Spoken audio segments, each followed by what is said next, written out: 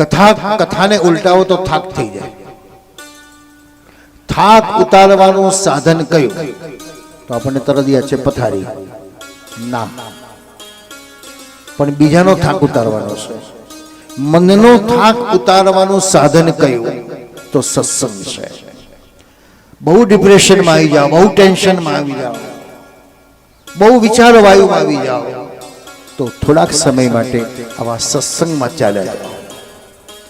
થોડાક સમય માટે એકાંતમાં ચાલ્યા જાઓ. થોડાક સમય માટે ગાયોના સાનિધ્યમાં ચાલ્યા જાઓ.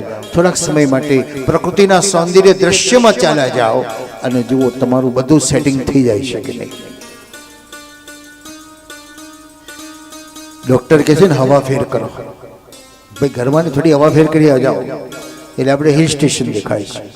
શાસ્ત્રોએ હજારો વર્ષોથી કહ્યું છે હવા ફેર કરો. આ સત્સંગમાં જાઓ, પ્રકૃતિની અનુભૂતિ કરી લો, પ્રકૃતિના દર્શન કરી લો.